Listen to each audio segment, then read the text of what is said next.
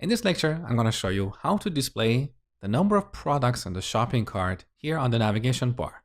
So note that here, as I add a product to my shopping cart, this number gets updated. Similarly, when I remove an item from shopping cart, this number gets updated. So let's go to NavBar component.ts. Here in the constructor, we need to inject our shopping cart service. So private shopping cart service of type shopping cart service. Now see the beauty of these services. As we are building this application, as we add new features, our services are also evolving. Now our shopping cart service has a nice API. Look, shopping cart service dot. We have a bunch of methods that we can reuse in multiple places. So if I want to add a product to my shopping cart, or if I want to get the shopping cart, I don't have to think about how to do this. The implementation is somewhere else inside our service. We simply call these methods to get the job done. So here let's call get cart. Note that it returns a promise of observable. So we need to await this in order to get our observable.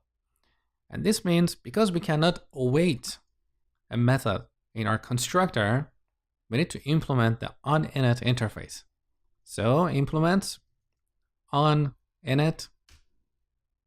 Now let's add ng onInit. Make it async. And I prefer to move all the initialization code inside ng onInit.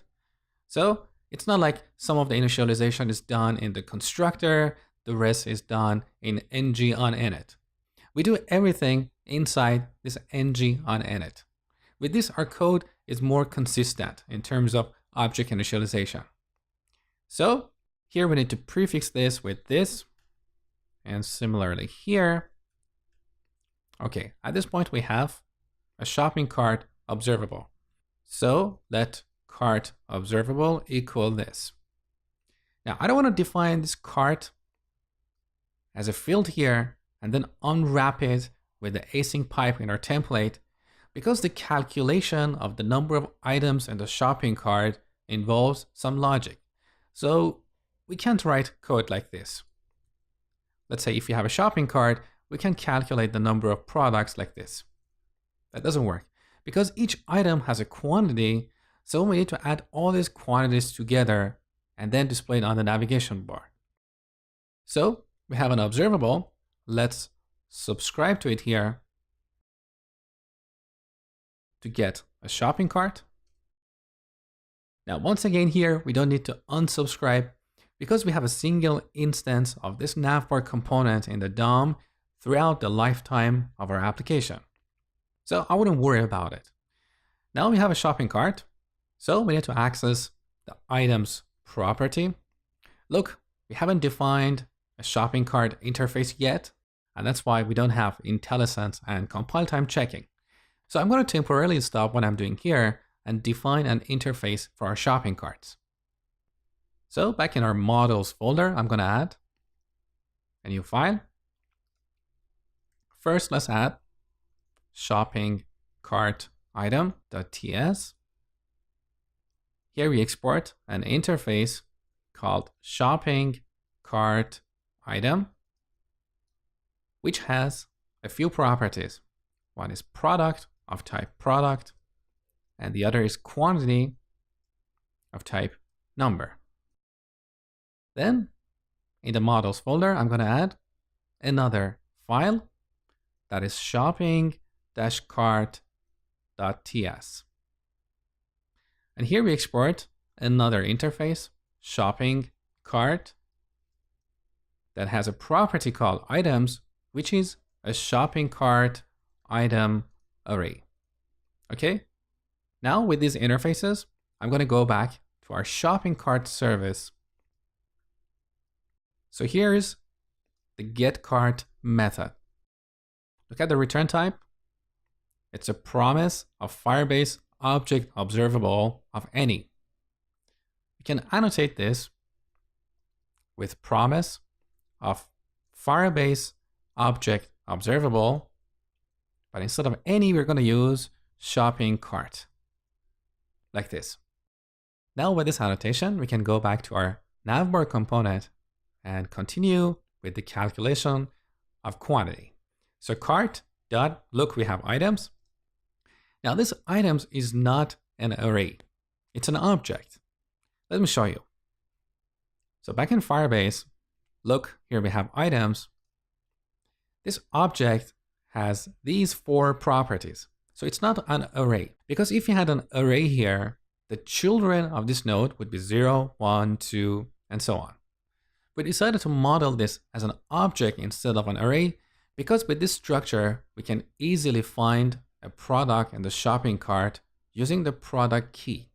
Okay, so we don't have to iterate over this items array and for each item find a product with a given key. So items is an object. Now we need to iterate over all the properties of this object, and for each property, which is a shopping cart item, we need to get the quantity. So back here, we need to iterate over cart.items. So for let product ID in cart.items. Because in each iteration, I'm going to get the product ID or product key, right? Now we can access a shopping cart item like this. So cart.items, here we have an object. Now we want to access a property with this name. So use the square bracket notation, product ID. At this point, we have a shopping cart item. So dot look, beautiful IntelliSense. So we get the quantity. Now we need a field that would hold the total number of items or products in the shopping cart. So on the top, I'm going to define a field called shopping cart item count. This is a number. Now here, back in our for block, we simply increment this field with this quantity. So this dot shopping cart item count plus equal the quantity. Now before the iteration, we want to make sure to reset this field to 0. So this, the shopping cart item count, we set it to 0. Beautiful. Now with this subscription, every time there is a change in our shopping cart, so if we add a product to the shopping cart or remove one from it, this logic will be re-executed. Okay? Now finally, let's get rid of these curly braces because we don't really need them. Now let's go to our template and display this shopping cart item count field. So navbar.html. This is where we have our shopping cart link. I'm going to break this down. Let's put this on multiple lines. Here, after the shopping cart label, I'm going to add a bootstrap badge. So in order to render a badge, we need a span with the class badge and also badge-warning to make it look yellow and badge-pill that would make it look round. You can find the documentation of this badge component on Bootstrap website under Components Badge. So here you can see various ways you can render a badge. It's very easy. Now back here inside our span, I'm going to render shopping cart item count. Now let's test the application. So currently I have 4 items. Let's remove 1 spinach here. Now I have 3 items here. Let's add a couple of breads. Now I have 5 items in my shopping cart. Beautiful.